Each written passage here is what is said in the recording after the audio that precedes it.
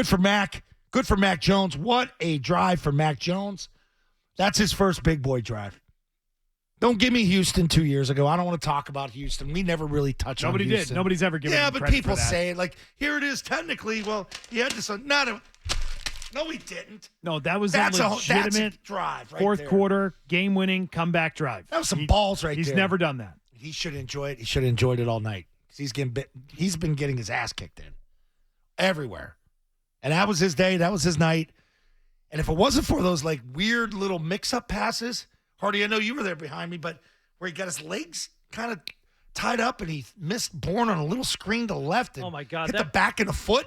If he hits those, he's perfect. Yeah, either that was Bourne. I said in the post game last night I thought it was Stevenson, but on that little screen. Bourne left, Stevenson to the right. He screwed both of them up. Okay, yeah, I'm like, and it was like how he cramped up or something. It's almost like a John Lester unable to throw to first. Yeah, there's something to it. There's something weird with that little screen Knob that block. he just can't do it. Yep. Yeah. But yeah, between that last drive, hell, I'll give him the first drive.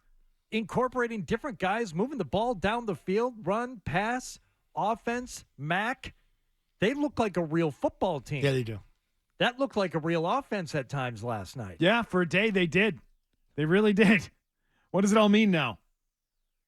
It means you can build off it. Is what it means. It means, holy crap, Cole Strange, get out there and play every day. Michael Winter, we're keeping you at right tackle because that's where it starts. I know we'll get to Pop Douglas, and he was great yesterday. But you're not getting the ball to Pop Douglas if those five guys don't block in front of you. I thought they were really good along with Ramondre and Zeke in protection. I thought Trent Brown had himself a day. Crushed him last week. And credit to him, came out, played his ass off yesterday. Got knocked out, went to the injury tent. Patriots got the ball back after Buffalo scores it again. Trent Brown does what? Hurry up, grabs his helmet, gets out there on the sideline. I'm going out. I'm like, wow. Okay, this team wants to win. They want to play.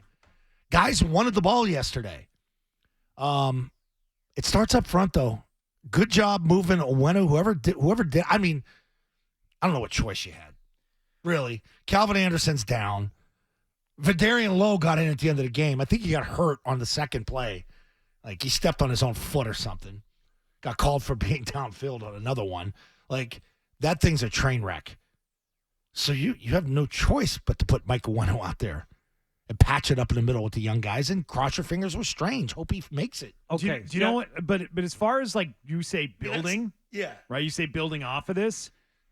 There's been a lot of discussion in recent weeks about, is the offense better? Is Bill O'Brien producing better results or doing anything that's really meaningful for this offense compared to what was coaching this offense last year? Yesterday should shut up anybody who doubted that Bill O'Brien is better than what they had last year, because yesterday's game plan and what they did yesterday in that game would have never been possible under the coaches coaching this team last year. Nope. None of it. Devontae Parker would have played 66 snaps instead of the 35 that he got, because that's Patricia's guy. But, like, the Gesicki touchdown. How much motion was in this my game God. plan yesterday? That did not. That was non-existent a year ago. Well, just resetting. And all you do is just take one guy from one side, flip him to the other, and that tells your quarterback, am I a man or am I in zone coverage? And Mac would do what? Stop, stop, stop. Okay, now we're going to readjust. Let's look at the mic. Everybody got it now. Everybody got it. Back steps up. He hears it. It was like the old offense. It was. It was refreshing to see. We were like, who the hell's this team? But, like, on that touchdown drive at the end, you got a personnel group, 13, you're going down. You get inside the 10, Billy knows, hey, send Gesicki in. We're putting him in the slot on the right. Like, that's Bill O'Brien. That's not Gesicki. That's not Mac. That's Bill O'Brien. 6'6" guy in a matchup, because now we know how Buffalo safeties play this, and they're smaller guys. Hyde and Poyer are fantastic safeties. It's hard for them to cover a 6'6" guy in the back end of the end zone. You win those. That was a good win by Billy. That was a hell of a day for Bill O'Brien. I thought it was a great day for him. I thought between all the motion they used, they really incorporated play action the way you wanted them to, and it all worked to their advantage. It was a good game plan.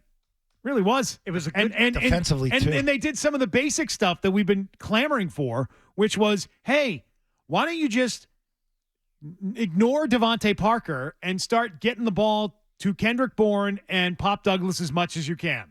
And Pop Douglas is really fast. So can you incorporate him in more ways than just having him run routes and catch passes? Right. And they did it. Right. Like they just did a lot of basic things, came up with a good game plan, and then they had another line combination that actually worked, and Micah Wenu was actually blocking yesterday at right tackle instead of having to play guard again. And okay, well, now you got a little something there. A little something. And wow, did everyone need that? Because with 7.5 minutes to go, the Patriots had a 12-point lead, and you thought this was a good afternoon of watching football. And then you thought they were going to kick you in the nuts again because it looked like they did. Well, they did. From 7.5 down to 2, they did. Yeah, 7:32 and all the way down. They ran 5 minutes off that clock. They kicked your ass during that 5-minute stretch. They turned it up. But outside of that stretch, from 7.5 minutes down to the 2-minute warning, we'll say, it's a good day of football. It was worth your time. That was fun. That was really nice. That was a professional outfit yesterday. Okay. I don't know if it lasts. No. I don't know if it lasts, but take it for what it is yesterday. You asked what it means. What it means is this team looks a lot different when they score first and they get some points on the board. Being up 10-0 was The pick was huge. Huge for this team. And also when the offensive line plays well. I think those are the two big differences. What else we did? We won turnover battle. Well, Perillo brought this up last night, and I know it's not an original notion, but it really resonated, and I think it made sense last night. He's like, if you're playing with the lead, as the Patriots were for almost the entire night, they didn't surrender the lead until the very end when Buffalo remembered, oh, wait a second, we're Buffalo. We can go down the field in a minute and cover 60 yards in 5 plays and score a touchdown if we want to. He said the pressure on Mac Jones is a lot different. Yep. When you're playing a team that's already up 10-0.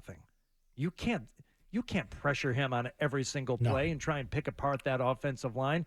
Wait a second, they're already up 10-0 on us. We can't afford to have guys running out of the backfield or running from the secondary and coming in and blitzing all the time. We're going to have to, be careful. Yeah. And totally different vibe for the entire game. So you're going in, you're prepping, and Sean McDermott now has taken the play calling duties away from Leslie Frazier defensively. So he calls the defensive snaps. So now you give him you inundate him with a ton of Pop Douglas at the beginning of the game. So now all of a sudden they're scrambling. Like, holy ass, 81. What do we do with him? We haven't seen this. What are we looking at here?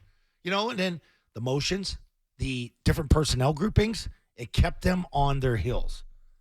They couldn't pinpoint what you were doing until really somewhere in that second half where they started to settle down a little bit.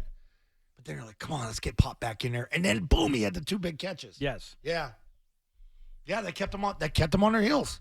And the 10-point, a different team, man, playing with a lead. It's your mindset.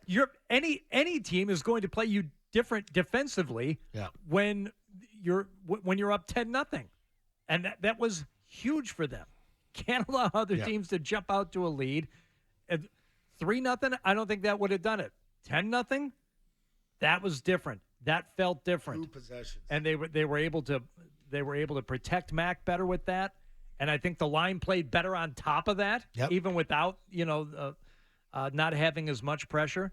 It's the first time since Green Bay last year I saw linemen turn around to the sideline and give the windup after runs. Like, keep it coming. That hasn't happened all year. First time since Green Bay last year. Trent Brown was doing it.